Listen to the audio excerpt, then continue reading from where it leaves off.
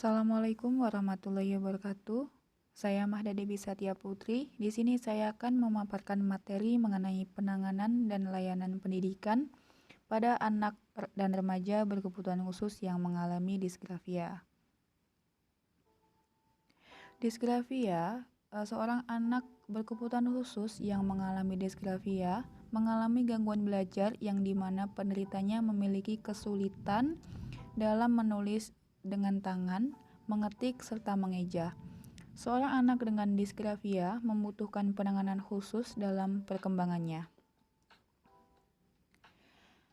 Disgrafia merupakan gangguan belajar yang belum dapat diobati, namun terdapat penanganan yang bisa dilakukan untuk membantu anak mengatasi gangguan belajar disgrafia yang dimiliki. Salah satu penanganan yang bisa diberikan untuk anak penderita gangguan belajar disgrafia yaitu terapi okupasi. Terapi okupasi sendiri bisa berperan untuk meningkatkan kemampuan menulis anak penderita disgrafia dengan cara-cara seperti berikut. Yang pertama, menggambar garis dalam labirin, belajar menggunakan tanah liat, mengajarkan cara menggenggam alat tulis yang memudahkan anak untuk menulis, serta mengerjakan connect the dots puzzle. Kemudian selanjutnya ada beberapa hal yang dapat diterapkan ketika menangani seorang anak dengan disgrafia ketika belajar.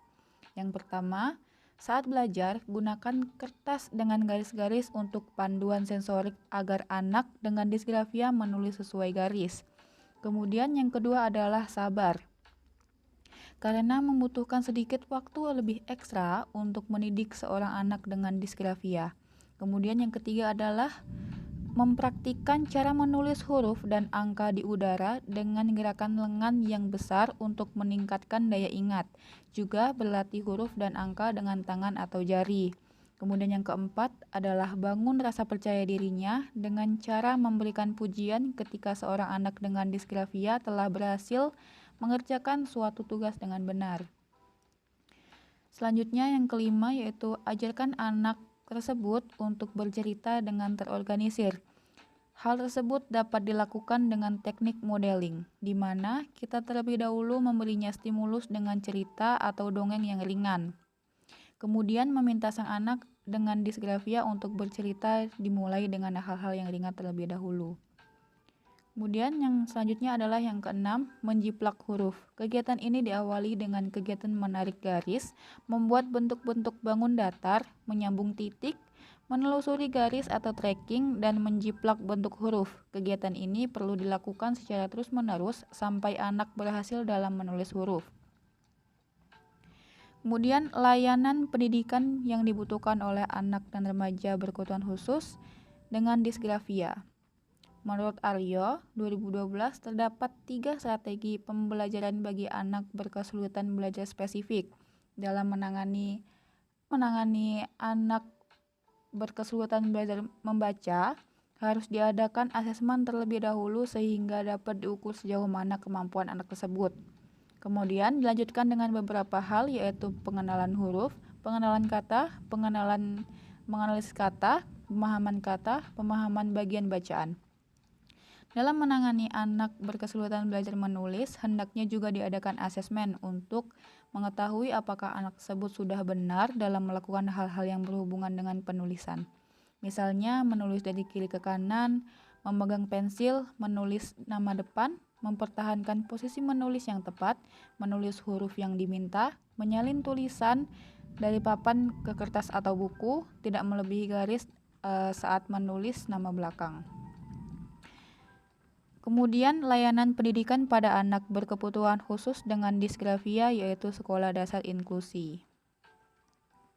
Sekolah dasar inklusi untuk anak berkebutuhan belajar spesifik adalah tempat belajar mengajar untuk siswa sekolah dasar umum yang untuk anak yang berkesulitan belajar, yaitu diantaranya adalah disleksia, disgrafia, diskalkula, dan sebagainya, yang bertujuan untuk memberikan layanan pendidikan efektif untuk semua anak, tidak hanya yang normal, tetapi juga anak berkesulitan belajar spesifik. Konsep dasar sekolah dasar inklusi adalah multisensory building.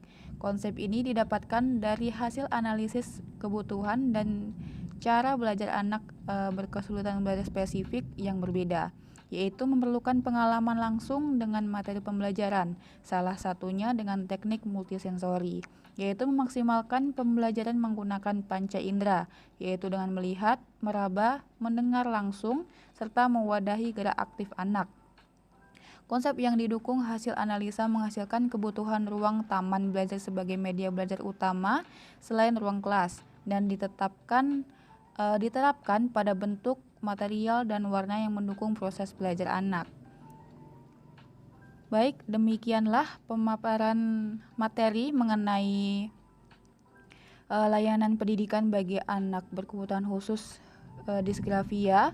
Semoga bermanfaat. Wassalamualaikum warahmatullahi wabarakatuh.